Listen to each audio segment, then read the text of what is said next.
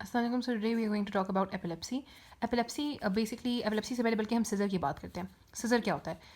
Scissor is basically increase neuronal discharge which occurs, जिसमें सिर्फ लेकिन आपके पास सिर्फ एक सर्किट इन्वॉल्व हो, यानी कि एक दफ़ा आपके पास इंक्रीज एक्सेसिव न्यूरोनल डिस्चार्ज हुआ और इसकी वजह से आपके पास क्या क्या सिम्टम्स आ सकते हैं, मतलब कहाँ कहाँ एबनॉर्मलिटी। मैंने कहा कि increase abnormal excessive neural discharge होता है, ठीक है, जिसमें एबनॉर्मलिटी कहाँ पे आ सकती है आपकी, there might be sensory sensations में एबनॉर्मलिटीज़ आ सकती हैं, मोटर सेंसेशंस में एबनॉर्मलिटीज़ आ सकती हैं और साइकोमोटर सेंसेशंस में भी एबनॉर्मलिटीज़ आ सकती हैं, ठीक है, साइकोमोटर इन्वॉल्वमेंट भी हो सकती है।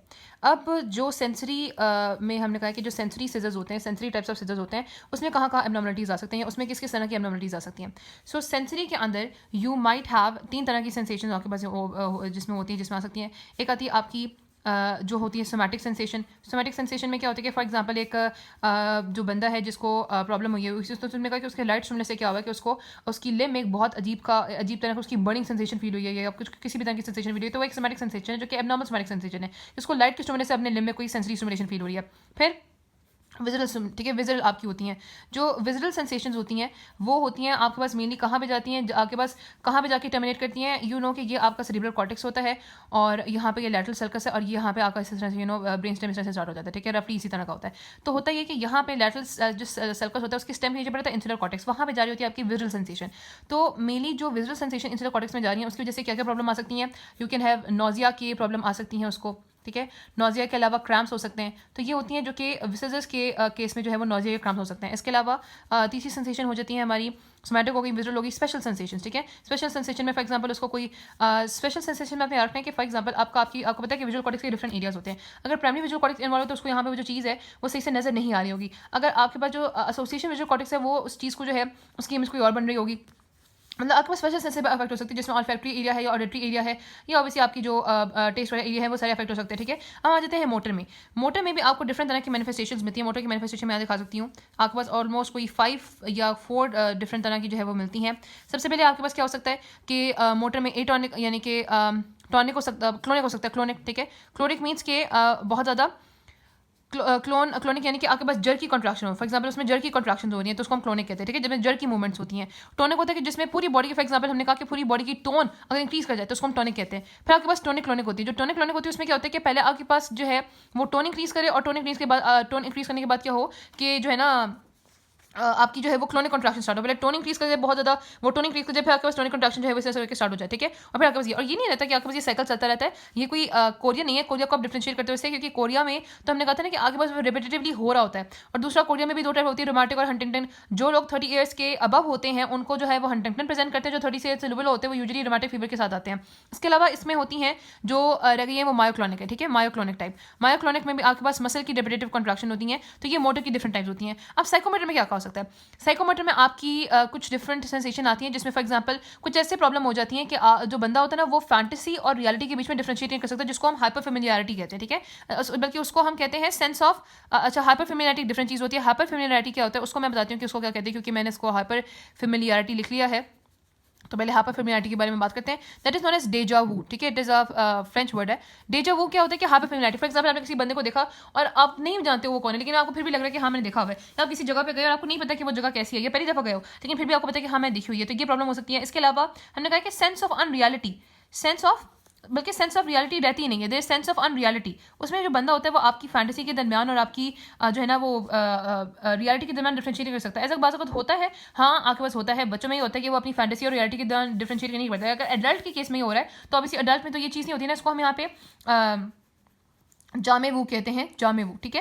तो ये चीज़ होती है। इसके अलावा यहाँ पे होती हैं गस्टेटरी हेलुसिनेशंस, यानी कि बंदे को ऐसा लगता है कि जैसे वो कुछ फॉर एग्जांपल बंदा ऐसे ऐसे बैठा हुआ है और उसके मुंह में कोई अजीब सा, उसको मुंह में फॉर एग्जांपल गुलाब जामुन का टेस्ट आ रहा है, हालांकि वो खा नहीं रहा लेकिन उसको फिर भी टेस्ट आ रहा है। इसके अलावा क्या होती है ऑल्फैक्टरी हेलुसिनेशन, उसको लग रहा है कि जैसे वो सुन रहा है, उसको किसी चीज़ की आवाज़ आ रही है लेकिन ऑब्वियसली वो सुन नहीं रहा होता। तो ये सारी चीज़ें होती हैं। सीजर्स की हमने कहा कि डिफरेंट टाइप है। सीजर जो है वो एबनॉर्मल इलेक्ट्रिकल एक्टिविटी होती है जो कि सेंसरी हो सकती है, मोटर हो सकती है, साइकोमोटर हो सकती है। सेंसरी में आपके पास स्पेशल सोमैटिक सेंसेस को इन्वॉल्व कर सकती है, विजुअल सेंसेस को इन्वॉल्व कर सकती है, स्पेशल सेंस को इन्वॉल्व कर सकती है। मोटर में क्लोनिक हो सकती है, रेपिटेटिव मोड है, टोनिक है, आपके पास पूरी बॉडी की टोन इंक्रीज करिए। टोनिक क्लोनिक पहले यानी कि टोन जो है वो कांस्टेंट रहेगी, फिर आपके पास क्लोनिक मूवमेंट होती है, फिर मायोक्लोनिक हो सकती है, हाइपर फेमिलियरिटी हो सकती है, सेंस ऑफ अनरियलिटी हो सकती है, गस्टेटरी हेलुसिनेशन और ऑल्फैक्टरी जो कि साइकोमोटर में होता है। साइकोमोटर में मोस्टली आपका कौन सा इन्वॉल्व होता है? लोब, टेम्पोरल लोब, ठीक है, क्योंकि मोस्टली यही लिम्बिक सिस्टम वगैरह होता है और आपके साइकोमोटर में मेनली टेम्पोरल लोब के ही फंक्शन आते हैं। अब हम आ जाते हैं अपने गाइटन के ऊपर।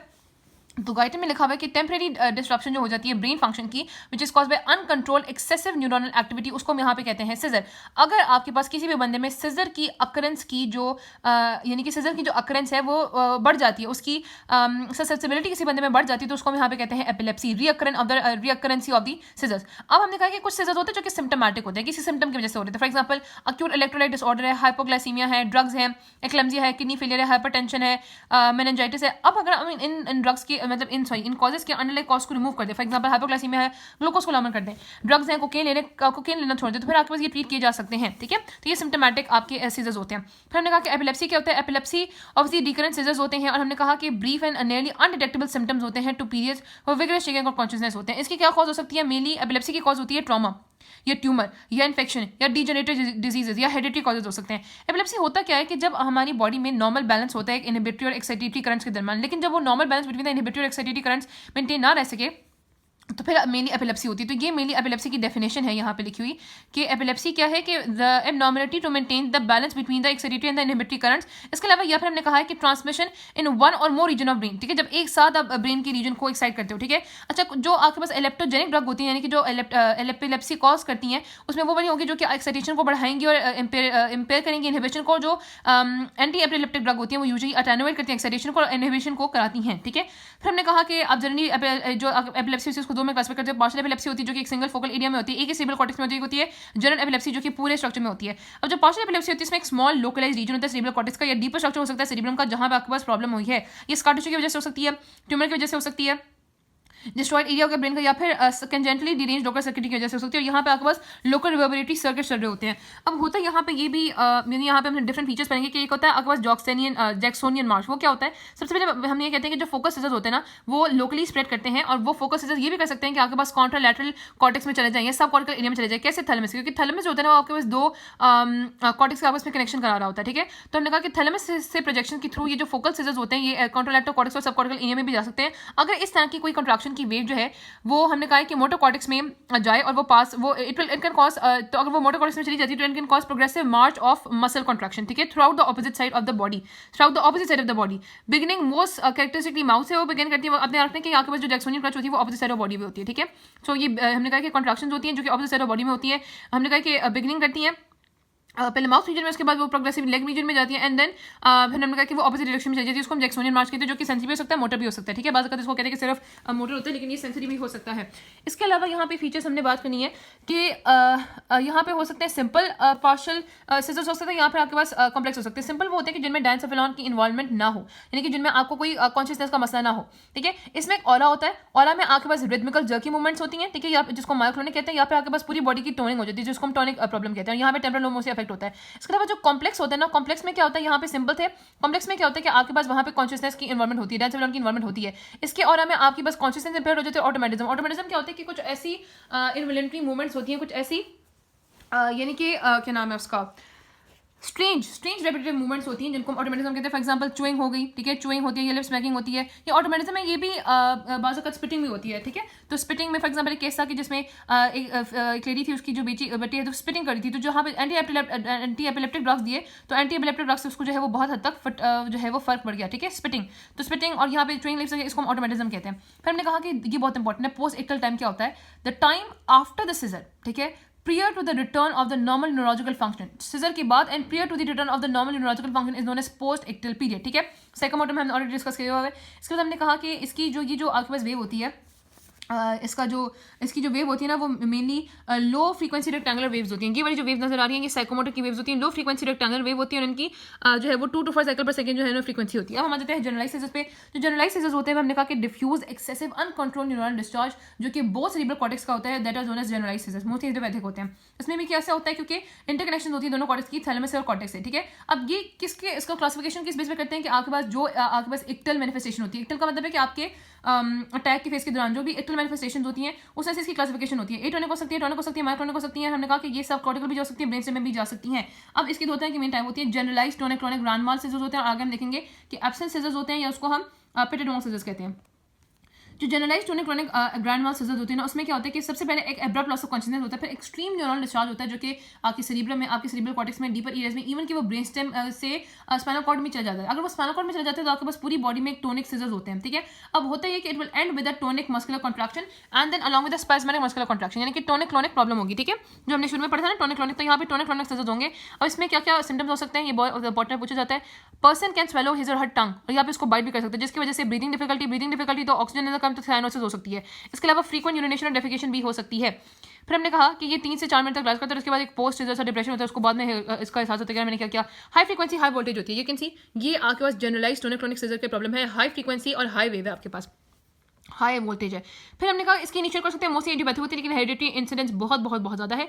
अब कुछ होता है एपिलेप्टोजेनिक फैक्टर जो कि इसको कॉज करते हैं, जिसमें एल्कलोसिस हो सकता है या फीवर या ड्रग, लेकिन लाउड नॉइज भी हो सकती है या फ्लैशिंग लाइट भी हो सकती है या कोई इमोशनल स्टिमुला भी हो सकता है, ठीक है। तो एल्कलोसिस जो कि हाइपर ब्रीदिंग की वजह से हो गया, ड्रग्स हैं या फीवर है, ड्रग्स में अल्कोहल यूज हो सकता है, या फिर आपके पास लाउड नॉइज वगैरह होते हैं। हमने कहा कि कुछ लोग होते हैं जो कि प्री डिस्पोज होते हैं certain type of traumatic lesion को, ठीक है, और ये भी आपके वजह उसको कॉज करते हैं। अच्छा, यहाँ पे आ जाते हैं कि कौन सी चीज़ें जो कि इसको रोकती है। वैसे तो हमने कहा कि इसको स्टार्ट करने वाले massive simultaneous activation of reverberating circuits होते हैं, तो प्रोबेबली वहाँ पे कोई एक्टिव इनहिबिशन होगी जो कि इसको रोकती है, ठीक है। अब हम आ जाते हैं अपनी नेक्स्ट टाइप पे जो कि होती है एब्सेंट सीजर या फिर पेटेड माउथ सीजर। जो एब्सेंट सीजर होते हैं या पेटेड माउथ सीजर होते हैं यूजुअली बच्चों में स्टार्ट होते हैं, ठीक है। बच्चों में स्टार्ट किस तरह से होते हैं, और यहाँ पे स्टार्ट इस तरह से होकर, और यहाँ पे ये चीज़ आ रहा हो कि थैलेमोकॉर्टिकल ब्रेन सिस्टम, इसमें थैलेमोकॉर्टिकल ब्रेन एक्टिवेटिंग सिस्टम इन्वॉल्व है, ठीक है। एब्सेंस वाले में थैलेमोकॉर्टिकल ब्रेन एक्टिवेटिंग सिस्टम इन्वॉल्व है। अब बच्चों में स्टार्ट होता है कि बच्चे सबसे पहले क्या करते हैं कि उनमें एक स्टेट ऑफ अनकॉन्शियसनेस या फिर डिक्रीज कॉन्शियसनेस आती है, उसके बाद वो स्टेयर करते हैं, उसके बाद मसल ट्विंचिंग होती है स्पेशली हेड के रीजन में, फिर वो ब्लिंक करते हैं और फिर अचानक से वो चली जाती है। लेकिन यहाँ पर देखा दिया, लेकिन वो कहते हैं कि छोटे बच्चों में ये 100 टाइम्स से ज़्यादा हो सकता है, और ये 3 से लेकर 30 सेकंड्स तक लास्ट करते हैं, और ये आहिस्ता आहिस्ता जो है ना वो फेड भी कर जाते हैं। और ये जो आपके पास सारा सीक्वेंस था कि आपके पास पहले अनकॉन्शियस हुई, फिर डिक्रीज कॉन्शियसनेस हुई, फिर उसने स्टेयर किया, फिर उसके बाद मसल ट्विंचिंग कॉन्ट्रैक्शन हुई, फिर उसके बाद हेड रीजन में हुई, फिर उसके बाद ब्लिंकिंग हुई, उसके बाद यहाँ पे कॉन्शियसनेस रिटर्न करके, इसको हम कहते हैं एब्सेंस सिंड्रोम या फिर एब्सेंस एपिलेप्सी, ठीक है। यूजुअली वो कहते हैं कि एडोलेसेंस में खत्म हो जाता है, और उसके बाद ब्रेन वेव यहाँ पे कैसे होती है, स्पाइक डोम वेव होती है। स्पाइक डोम वेव यानी कि आपके पास एक स्पाइक आती है फिर वो चला जाती है, ठीक है। यहाँ पे देखो स्पाइक है फिर डोम है, स्पाइक है फिर डोम है, तो स्पाइक डोम वेव होती है जो कि एब्सेंस वाले में होती है, और इसको हम रिकॉर्ड करते हैं सेरिब्रल कॉर्टेक्स से किसी भी एरिया में रिकॉर्ड की जा सकती है। यही हमें बात की कि थैलेमोकॉर्टिकल एक्टिवेटिंग सिस्टम इन्वॉल्व है, और इसमें वो कहते हैं कि होता क्या है कि ऑसिलेशंस होती हैं, किस किस की होती हैं, इनहिबिटरी थैलेमिक न्यूरॉन्स की जो कि गैबर्जिक न्यूरॉन्स, थैलेमिक न्यूरॉन यूजुअली गैबर्जिक होते हैं, और एक्साइटेटरी थैलेमोकॉर्टिकल और कॉर्टिकोथैलेमिक न्यूरॉन्स की ऑसिलेशन हो रही है, ठीक है। इनहिबिटरी की भी और एक्साइटेटरी की भी हो रही है। ट्रीटमेंट में वो ड्रग जो कि आपके पास वोल्टेज गेट सोडियम चैनल को ब्लॉकर, इसमें कार्बामेज़ापाइन है और फेनाइटोइन है। फेनाइटोइन यूजुअली फीमेल्स में नहीं दिया जा सकता क्योंकि फीमेल में उसकी बहुत ज़्यादा कॉम्प्लिकेशन होते हैं, वो हिस्टोटिज्म कॉज कर सकता है, मसल की टॉनिक कंडक्शन कॉज कर सकता है, फिर टेराटोजेनिक अफेक्ट है, तो बहुत सारी और भी चीज़ें जो कि फीमेल्स में इसको नहीं दिया जाता, ऑस्टियोमलेशिया भी कॉज कर सकता है। इसके अलावा हमने कहा कि ऑल्टर्ड कैल्शियम एंट्री एथोसक्सामाइड से आप कर सकते हो। इसके अलावा गैबा को एक्टिवेट करना है, क्योंकि हमने इनहिबिटरी रिसेप्टर्स को जो एंटी एपिलेप्टिक ड्रग्स वो होंगे जो कि आपके पास इनहिबिटरी रिसेप्टर्स को एक्टिवेट करें, क्योंकि हमने एंटी एपिलेप्टिक जो कि आपके इनहिबिटरी रिसेप्टर्स को, oh my God, anti epileptic, ठीक है, आपके इनहिबिटरी रिसेप्टर्स को एक्टिवेट करें। इनहिबिशन ऑफ रिसेप्टर्स फॉर, इसके अलावा ग्लूटामेट के रिसेप्टर्स की इनहिबिशन, क्योंकि ग्लूटामेट एक्साइटेटरी है, उसमें आ जाएंगे फिनोबार्बिटोल एंड फिनोबार्बिटोल, और कहाँ गया बेंजोडाइपिन्स, नहीं ये तो गैबा को इंक्रीज, गैबा की एक्टिविटी को इंक्रीज करने वाले थे फिनोबार्बिटोल और benzodiazepines. Inhibition of receptor for glutamate में यहाँ पे वेल्प्रोइक एसिड आता है, यहाँ पे भी inhibition of receptor of glutamate में आता है परम्पेनोल, ठीक है, परंपरा से याद रखो कि inhibition of the receptor for glutamate में परम्पेनोल है, परंपरा से याद रखो। और multiple mechanisms of the action, for example the valproate और टोपोइमरेट। वेल्प्रोइड जो है ना एक ब्रॉड, बहुत ही ब्रॉड स्पेक्ट्रम ड्रग है, ठीक है। इसके अलावा अगर फॉर एग्जांपल मैंने बात की जो सिम्टोमेटिक एपिलेप्सी होती है, तो उसमें जो अंडरलाइन कॉज है उसको रिमूव करो। अगर फॉर एग्जांपल इसमें भी ट्रीटमेंट नहीं हो रही, जिसमें क्या किया जाता है कि हम ईईजी करते हैं, ईईजी से हम खास तौर पे देखते हैं कि वो कौन सा फोकल एरिया है जो कि ये एबनॉर्मल स्पाइकिंग वेव्स कॉज करा रहा है, फिर हम उस एबनॉर्मल एरिया को जो है उसको रिमूव कर देते हैं ताकि ये फर्दर जो है वो स्प्रेड ना करे।